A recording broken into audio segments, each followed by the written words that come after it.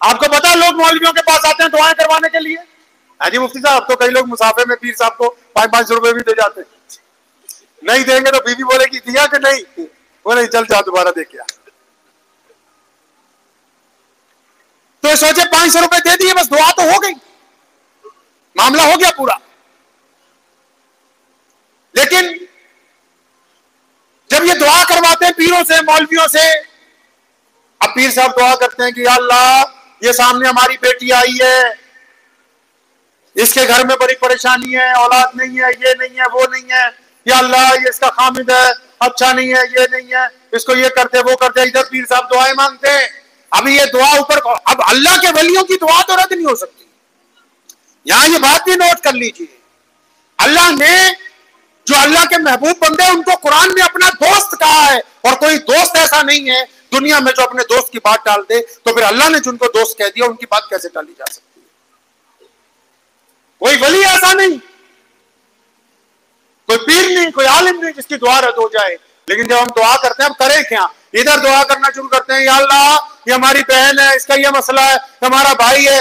अभी दुआ चली रही होती है, बीच में फरिश्ते पहुंच के पर्ची लगा देते, ये अल्लाह ये मौलाना साहब जिसके लिए दुआ मांग रहे हैं ये तो ठग है,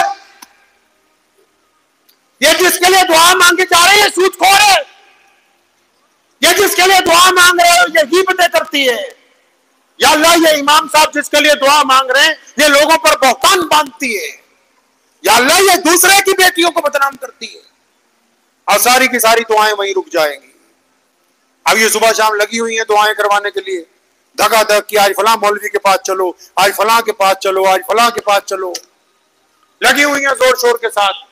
ये भी लगे हुए हैं। वो था ना एक बंदा औरंगजेब रहमतुल्लाह अलैह के दरबार में पहुंचा, और उसने दरबार में जाके बादशाह से कहा कि मैं तेरे से बहुत ज्यादा दौलत और जागीर चाहता हूं।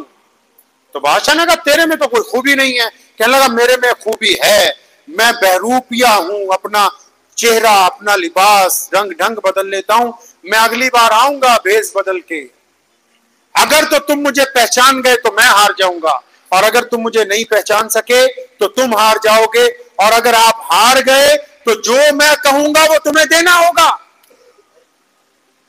बादशाह ने उसके साथ, अल्लाह वाला था, उसने भी शर्त लगा लिया, कोई बात नहीं ठीक है आने दे। 1 साल बाद आया, फौजियों की भर्ती हो रही थी, पूरा जिस्म बना के फौजियों जैसे कपड़े पहन के, वैसे चेहरा मोहरा बना के, बड़ी बड़ी मूछें रख के, पूरा जब भर्ती चल रही थी हर एक फौजी को बादशाह के आगे पेश किया जाता था कि ये देखिए यस हो जाती थी भर्ती के लिए। जब उसकी बारी आई बादशाह के सामने पहुंचा, उसने अपना नाम नूम बताया, तो बादशाह सलामत ने अपनी जेब में हाथ डाला, 3 दिनार सिक्के के निकाले और फरमाया अब्दुर्रहमान हमने तुझे पहचान लिया, ये सिक्के पकड़ और निकल गए यहाँ से। बहरूपिया हैरान हुआ, कहता चलो कोई बात नहीं। अब 2-4 साल बाद फिर उस्तादों की भर्ती हो रही थी, वो उस्ताद बन के आया, बेहतरीन शेरवानी पहन के, लंबी दाढ़ी, बढ़िया टोपी, भोपाली स्टाइल में सब कुछ, कुर्ता वुर्ता कफ लगा के। अब बेहतरीन उसने फारसी उर्दू अदब सब कुछ सीख लिया। उसके पता था कि हर तीसरे साल भर्ती होती है उस्तादों की। अब महल में जब उस्ताद पेश किए जा रहे थे, जब ये सामने आया तो औरंगजेब रहमतुल्लाह ने फिर जेब में हाथ डाला, 3 सिक्के निकाले, तो वो मैं अब्दुर्रहमान यार हमने तुझे पहचान लिया, ये पकड़ अपने सिक्के और निकल ले यहां से। चले खैर ये बात आई गई हो गई। बादशाह कहीं जा रहा था सफर में, तो जब वो इलाके से निकला आगरे से आगे, पहाड़ी सिलसिले शुरू हो गए, तो कहीं जा रहा था कोई फतेह कर। तो रास्ते में बादशाह ने क्या देखा कि एक पहाड़ की चोटी की तरफ लोग कतार बना के जा रहे हैं, एक तरफ से और दूसरी तरफ से उतर रहे हैं। उसने फौरन अपने सिपाहियों को कहा पता करो उस पहाड़ पर क्या माजरा है। तो थोड़ी देर में खबर बादशाह हुजूर के पास पहुंच गई कि हजरत वहां एक अल्लाह के वली रहते हैं, लोग जाते हैं दुआएं करवाते हैं आ जाते हैं। अब ये भी क्योंकि अल्लाह का वली था तो क्या ठीक है मैं भी दुआ कराऊंगा। अब ये भी चल पड़े। ऊपर जब करीब पहुंचे गार के तो पता लगा लाइन में लग के ही बारी आती है, लाइन में लग गए। जब उनकी गार में दाखिल हुए, अंदर बड़ा खूबसूरत नूरानी समा, एक बंदा जो अल्लाह का वली था चेहरे पे बड़ी उसकी नूरानियत, हाथ में उसकी तस्बीह, नबी अलैहिस्सलाम का दुरूद पाक पढ़ रहा है, बैठा हुआ है। बादशाह सलामत गए, सलाम किया, वालेकुम सलाम, दो जानों के उसके पास बैठे कि अल्लाह के वली मेरे लिए दुआ करो। उन्होंने दुआ की कि यार कुछ नसीहत भी करवा। तो उस अल्लाह के वली ने एक नसीहत की, कहना सुन, जहां जा रहा है अगर अल्लाह फतेह दे दे तो गुरूर नहीं करना। अल्लाह अगर आपको फतेह दे तो गुरूर नहीं करना, लेकिन अगर शिकस्त हो जाए तो हौसला नहीं छोड़ना। ये सब अल्लाह के इख्तियार में।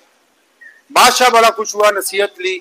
जब वहां से उठ के वापस चला, अभी दरवाजे तक पहुंचा था तो वो जो अल्लाह का वली था ना, उठ के खड़ा हुआ, उसने आवाज मारी, कहना औरंगजेब आज नहीं पहचाना मित्रों को, इधर देख इधर, वो आज पहचाना नहीं। 5 साल पहले आके उस रास्ते पे बैठ गया, कभी तो बादशाह यहां से गुजरेगा।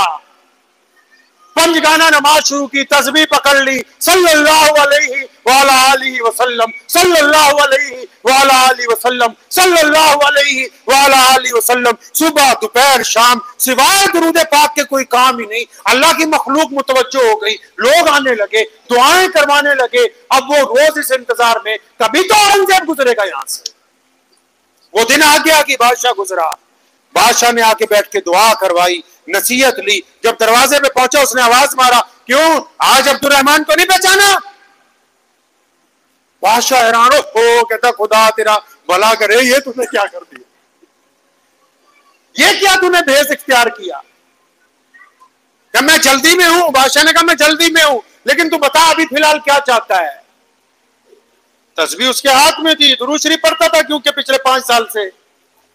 बादशाह को जलाल में कहने लगा ये सर पर जो ताज पहना हुआ है ना तूने, बादशाह के सर पे ताज रखा होता था, कोहिनूर हीरा उसमें लगा होता था, ये जो ताज तूने सर पे पहन रखा है ना, इसको उतार के हमारे कदमों में रखो, क्योंकि वादा था।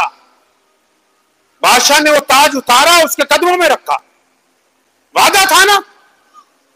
फिर जब वापस चलने लगा ना, इस फकीर ने दोबारा आवाज मारी। अब इस बार जो उसका लहजा था, क्योंकि बादशाह भी अल्लाह का वली था, वो लहजा बदला हुआ था। उसने कहा बादशाह ये अपना ताज उठाओ, भाग गया यहां से।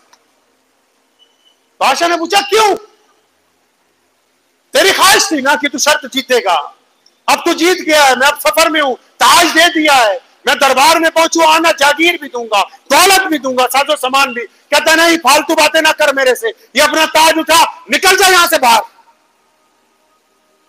वो फकीर रोने लगा, बादशाह भी समझ गया। फिर वापस आया, पूछा क्या बात क्या है, असल बात बता दो।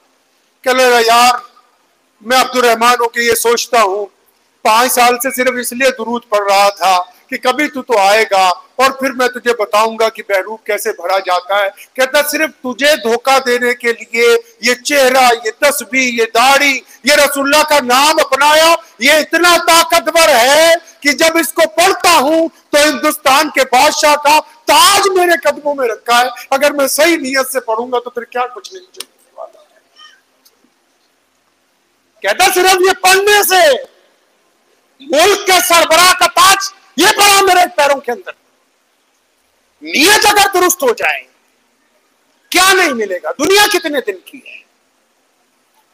मेरी बहनों को, बेटियों को, मेरी माओ को एक दफा अपने दिल में खुदा के लिए इस नरमी को पैदा तो करें। क्या हमारे नजदीक कुछ लोग ऐसे हैं, हमारे घर में एक ही मर्द खराब है, एक ही औरत खराब है, वो मर्द मैं खुद हूं, वो औरत मैं खुद हूं।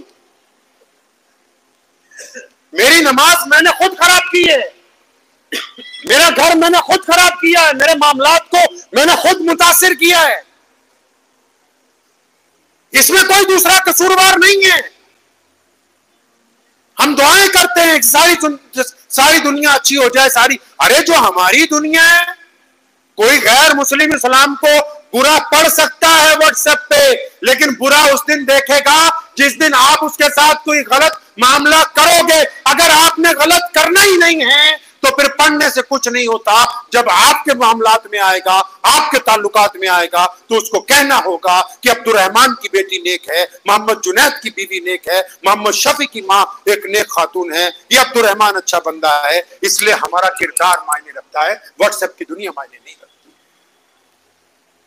हमें खुद पलटना है, चाहे सूद का मसला हो, चाहे रिश्ते टूटने का मामला हो, चाहे ये रात को जो आवारागर्दी हो रही है इसका मामला हो, चाहे सवाल के वक्त जो कौमें, अब हैरत की बात है कि गैर मुस्लिम अकवाम सुन्नत के मुताबिक इशा के बाद सो रही हैं, सूरज निकलने से पहले उठ रही हैं। मोहम्मद रसूलुल्लाह ने जिनको कहा कि रात के पहले पहर सो जाना, ज़वाल के वक्त सोने से पहले उठ के तैयार हो जाना, वो कौम ज़वाल के वक्त सोने के लिए जा रही है। और जिस वक्त दुनिया में रोजी बट रही है, बरकतें बट रही है, उस वक्त वो बिस्तर के ऊपर हराम फरमा है। और जब मुसीबतें आ रही हैं, धूप आ रही, परेशानी आ रही है, उस वक्त वो बिस्तर छोड़ रहे हैं।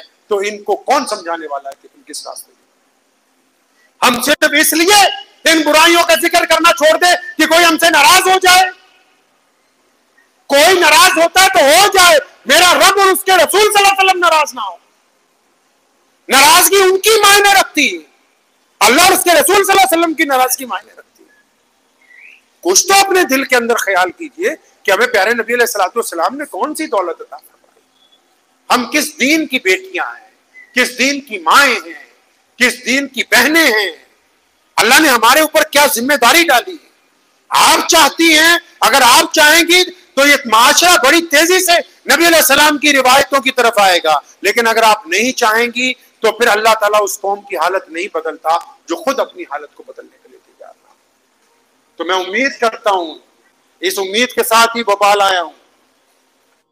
कोई शौक नहीं है बहुत सारी जगह जाने का, लेकिन हाँ ये तमन्ना जरूर है कि मुसलमानों के वो इलाके जो मुल्क में अपनी पहचान रखते हैं, उनके किरदार की पहचान भी वैसी ही होनी चाहिए। पता लगे कि ये शहजादी आई है, ये नमाज वाली है, इसके चेहरे के नूर से उस घर की औरतों को पता लग गया कि इसके आगे किसी की ग़ीबत नहीं हो सकती। इनके लबो लहजे ने ये बता दिया है कि ये आला किरदार की हामिल हैं। ये परेशानी में, मुफलसी में हाथ फैलाने का मशवरा नहीं देगी। इमामुल हिंद मौलाना अबुल कलाम आजाद की बीवी ने खत लिखा कि मैं बीमार हूं, अंग्रेज बदबख्त से छुट्टी मांग लो, जेल से जमानत करवा लो। फरमाया कोई बात नहीं, अल्लाह का नाम लेते हुए इस दुनिया से चली जा, मैं सिर्फ तेरी मुलाकात के लिए इन बदबख्तों के आगे अपनी रहम की अपील नहीं कर सकता। उसने भी जवाब लिखा कि कोई बात नहीं, मैं और तुम एक ही वफा के रहबो राही हैं, कोई बात नहीं, इस दुनिया में नहीं तो दुनिया के बाद मुलाकात होगी। मेरी वजह से तुम इनके आगे मजबूर ना होना। अब मेरे रब ने चाहा अगर जिंदगी रही तो मुलाकात होगी, नहीं रही तो फिर आखिरत के अंदर मुलाकात होगी। नबी अलैहिस्सलातु वस्सलाम ने यह हमें सिखाया। अम्मी आयशा रज़ियल्लाहु अन्हा के फाके ये सिखाते हैं, फातिमा तो ज़हरा की जिंदगी ये सिखाती है। 3-3 दिन का फाका उनका ये सिखाता है कि हम हाथ नहीं फैलाते हैं, हम मांगने वाली कौम नहीं है, हम सूद पे पैसे लेके खुशियां नहीं मना सकते, कोई हमारे जिस्म तक नहीं पहुंच सकता। ये वो आला किरदार का जिस्म है जो मोहम्मद रसूलुल्लाह की तालीमात से आरस्ता है। कोई चंद पैसों के जरिए इसका सौदा नहीं कर सकता है, कोई नहीं पहुंच सकता उस जगह तक जहां मोहम्मद रसूलुल्लाह सल्लल्लाहु अलैहि वसल्लम का कलमा जिस रगों के अंदर मौजूद हो। जो हुआ, अल्लाह करीम कहते हैं कि मेरा कोई बंदा, मेरी कोई बंदी जब मेरे से माफी मांगते हैं, अल्लाह फरमाते हैं मा गर्रका बिरब्बिकल करीम, कि मैं तो अपने बंदों से इतना प्यार करता हूं। किन से? दुनिया वाले किन से प्यार करते हैं? दुनिया वाले नमाजियों से प्यार करते हैं, दौलतमंदों से, हसीन लोगों से, खूबसूरत लोगों से, पैसे वालों से, इल्म वालों से, ओहदे वालों से। और अल्लाह किन से प्यार की बात कर रहे हैं? अल्लाह फरमाते हैं मुझे गुनहगारों से भी प्यार है, जिन्होंने नमाजें छोड़ दी, जिन्होंने अपनी जानों पर जुल्म किया, जिन पर अभी तक कोई तशद्दुद हुआ, अल्लाह फरमाते हैं मुझे उनसे भी मोहब्बत है। अल्लाह आपसे प्यार करते हैं, अल्लाह अपने बंदों से, अपनी बंदियों से मोहब्बत करते हैं। अल्लाह कहते हैं आओ तो सही, तुम्हें किस गलत फहमी में हो गए हो कि गुनाह हो गए तो अब कुछ नहीं हो सकता। अल्लाह फरमाते हैं आओ तो सही, चंद कदम मेरी तरफ चलो तो सही, तो नदामत के आंसू बढ़ाओ तो सही, एक तरफ पलट के तो आओ, अपने रब की तरफ चंद कदम बढ़ाओ तो सही। आप जब अपने रब की तरफ चलेंगे, अल्लाह दुनिया में भी कामयाबी अता फरमाएंगे, आखिरत में भी कामयाबी। मुझे उम्मीद है कि आपको ये वीडियो पसंद आई होगी। अगर पसंद आई हो तो ये आप अपने दोस्तों के साथ शेयर करें और इस चैनल को सब्सक्राइब जरूर करें।